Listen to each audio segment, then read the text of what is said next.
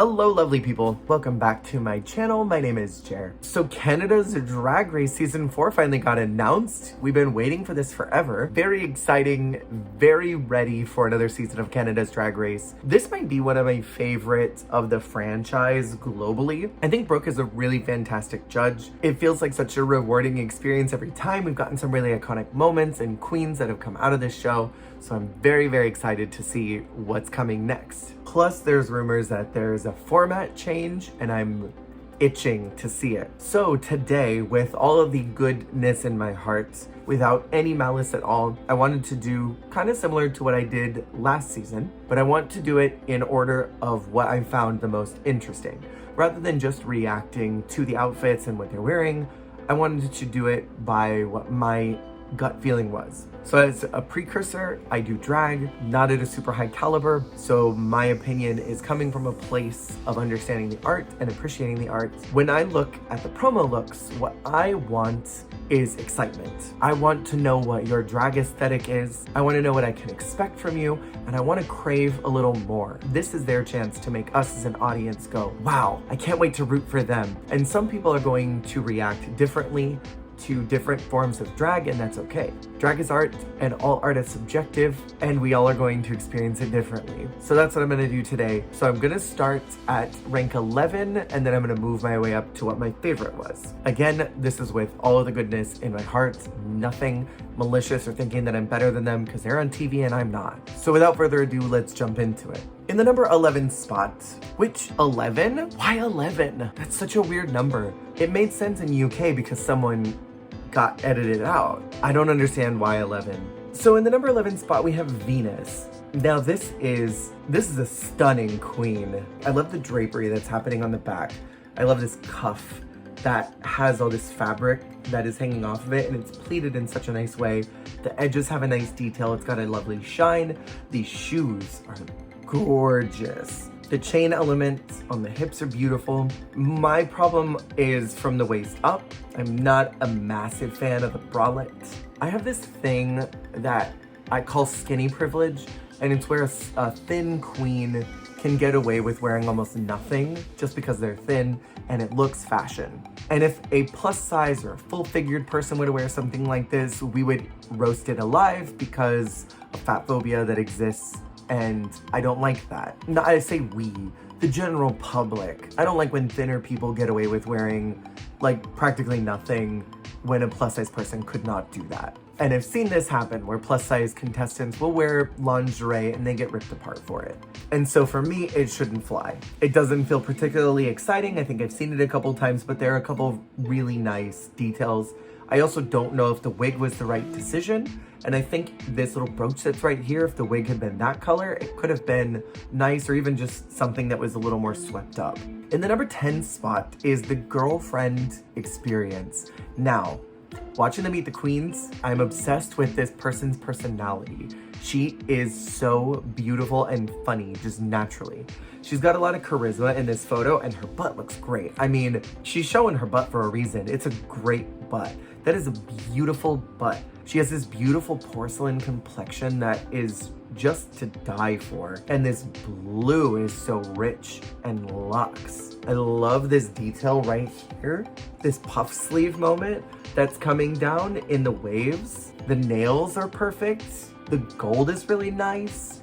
My problem again is that it's a little lazy for a look. I want to see opulence. I want to see extravagance. I want to know what you're going to bring next. And something like this sort of makes me feel like all I'm gonna see is bathing suits. And I'm not always the most excited by bathing suits. In this photo, she kind of looks like a softer Brooke, especially with the hair and the makeup. She looks stunning. I'm very into this look, but it doesn't particularly excite me. In the number 9 spot is Near Enough, and now I love a drag queen with a pun name. It's my favorite thing. I love a pun name. I'm a big fan of it. I am not a huge fan of this outfit, but the only reason why I placed it higher than the other two was because there's a little more of a concept going on. It's sort of giving me like goddess, but it's also kind of giving gladiator at the same time. I'm a little bit confused about the two storylines that are happening because the headpiece is giving me goddess Everything below is giving gladiator, especially with the cuffs. And I would like this a little bit more if the corset underneath and if the panties that are underneath looked a little more thought out and intentional. Maybe if it had been this light blue fabric that's in front of the coochie. This coochie curtain is not really doing it for me very much. I don't respond well to that as a fashion piece, but all the visual interest lines that are happening on this bodice are so cool. I love how it almost looks like plates of armor, even though I'm sure that's fabric. I'm positive that's fabric. But it's so nice visually from the bust and the waist area. That's what tossed it up a little bit higher, is because that part is immaculate. I do kind of wish that the shoes were a boot, but that's like a really tiny detail. Next is Melinda Vega at the 8th spot. I think visually this queen looks stunning makeup-wise. The headpiece is really incredible looking.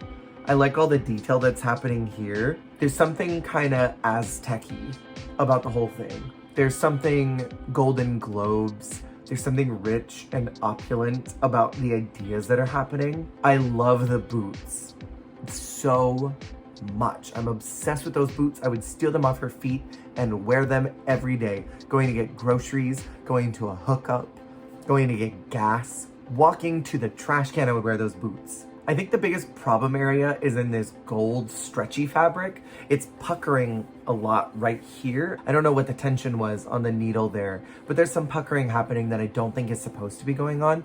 It's a good look, but that was probably a very inexpensive fabric that just puckers a lot. If you don't know what that term means, it's when fabric starts to kind of bunch in a way that almost looks like you're puckering your lips. I mean, this is a really stunning look. It's really incredible. It's like golden Lay's potato chips. It makes me want to take a bite out of it. I think what could have saved this inexpensive fabric was if it had had some type of beadwork or some type of gems or something on it, just to pull away from that visual line that's happening right here on that U shape. I think that would have maybe helped it a little bit more. Overall, it's a really solid look though. In the number 7 spot, we have Amy Yonce Chanel. My God. So there's a lot going on. Kind of hard for my eyes to process what's happening, but I love it. These gold leaflet moments are so nice and immaculate. I love how much of a storyline is happening on the headpiece that's being echoed on the staff. I love all the stoning that's happening right here in the center part on the white. Those boots, again, I would steal those right now and I want them. The afterthought is in the panties and in the center. It probably didn't need all those leaflets. It sort of brings your eye straight there when your eye should go up here. So if all of this in the center had been a little bit smoother and didn't have all the extras on it, I think that would have been really nice. And I think it would have definitely made it a little bit higher of a look. It's still really solid and strong though. It makes me feel like we're gonna get a lot from this queen. I mean, their middle name is Yonce. So we're gonna have an extra queen. And I hope that they are extra to the nth degree. If they are not, I'm gonna be disappointed. From this, I wanna know what they're gonna do. In the number 6 spot is Kitten Kaboodle. This is a fantastic name. Mwah, chef's kiss. This is a smart queen. I'm telling you right now, this is a smart queen. I feel it. I really love that it's almost giving those little spin dolls where you would put them on the little pog thing and you pull the chain and they go flying up into the air and zoom off. That's what this whole look is giving me, is this very ethereal doll. The wing detail, I love the feathers on it, the rainbow that's coming off the back. The wig is so soft. The crown is really lovely. My biggest visual problem is with the boots and with the cuffs. I think the leg covers probably didn't need to be there. It sort of pulls away from the luxness of everything else. If those shoes had been a boot, if those shoes had been a gold, it didn't need the extra leg warmer, I think this could have been even higher up. I also really love this neck piece that's happening. That is so nice. She has beautiful shoulders, and so everything is really accentuated here by that, in my opinion. The jewelry is big, everything is just big, and the proportions are lovely. And I think this is someone who probably knows a lot of what they're doing, and I'm excited to see what they do next. I love the makeup, and then everything is highlighted in a way that brings the face in this triangular shape. it sort of gives this doll-like exterior. Big fan of this look. This is a great promo look, and I feel like it gives a lot of who this person is. In the number 5 spot, we have Aurora Matrix. I am kind of obsessed with this. I looked at it a couple times and I kept going back and forth on it, and I wasn't sure how I felt about it initially, but the more I looked at it, the more I loved it. I love the headpiece. The headpiece is what draws me the most, and I like these wings that are coming off of it that have the gold on the end, so it's sort of ombre from the white to the gold. And then you've got this really lovely, almost kimono silhouette with this center part that almost looks like a katana. And I don't know if it's meant to be a katana or not, but it almost looks like this is a handle. Even at the bottom, it looks like it cuts off into a sword. Whether this was intentionally a katana look or not, that's what it's giving to me, and I love that. I also really like the attention to detail of lining the inside of this cape with that deep crimson red, because it allows a focal point, but it's not too distracting. It's really luxe and rich.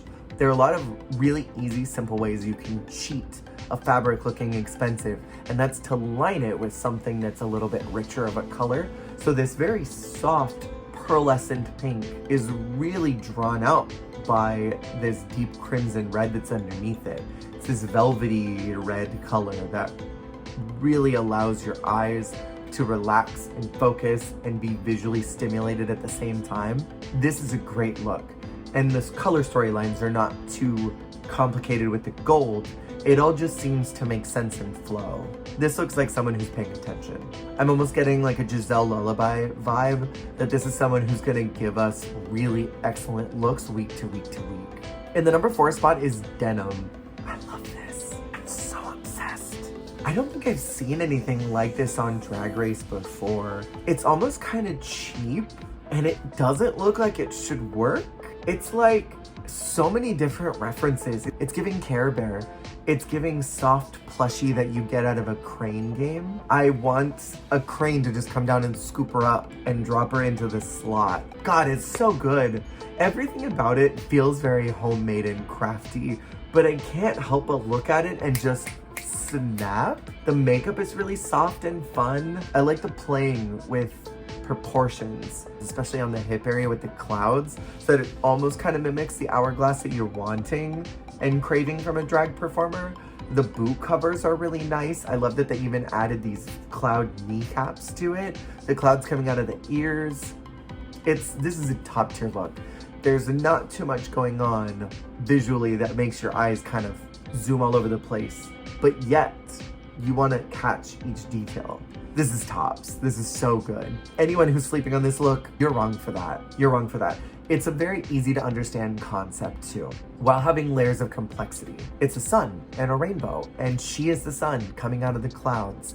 That's so easy to recognize and understand. And when you look at something, you shouldn't have to be like, what is that? This is recognizable. And it's got a layer of sophistication to it, while also being camp. And drag should be both camp and glamour, in my opinion.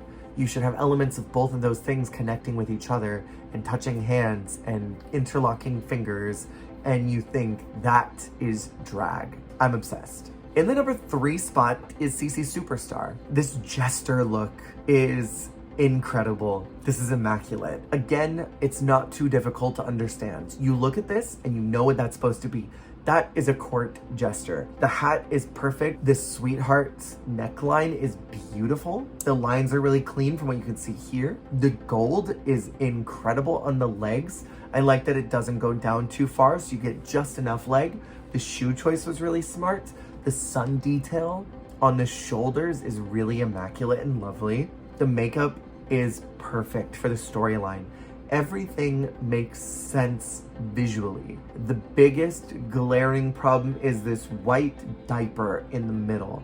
And I understand that it's replicating what's going on at the bottom of the legs. Right at the bottom of these gaucho shorts, you see this little white edge that's coming off, and I understand that the middle part is riffing off of that, but it's so visually distracting. It looks like a diaper, or that her midsection is not there. Playing with proportions and making it look like you're just kind of walking as separate pieces, almost like a Kingdom Hearts monster in Wonderland.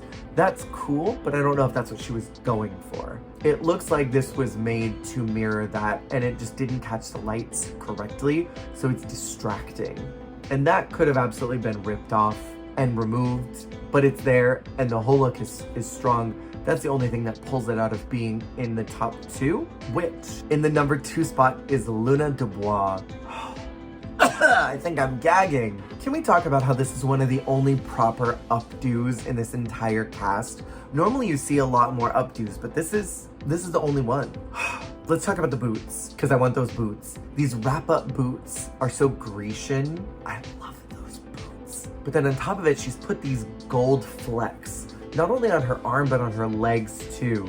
And they're so delightful. The waist is snatched. Body made by God.